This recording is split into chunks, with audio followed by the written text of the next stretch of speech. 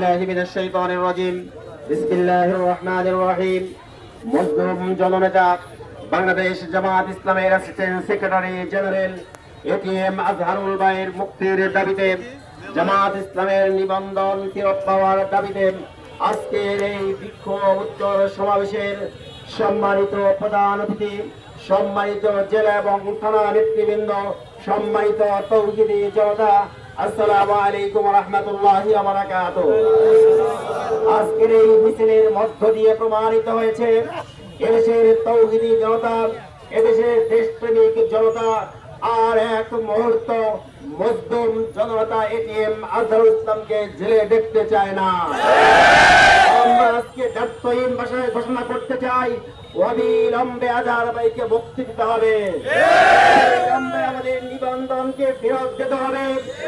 এখন আমরা আগামী দিনে বাংলাদেশকে ঠিকই সুখী সমৃদ্ধশালী ইসলামী কল্যাণ রাষ্ট্রে পরিণত করার জন্য জামাত ইসলামের পক্ষে দুর্বার আন্দোলন করে তুলি।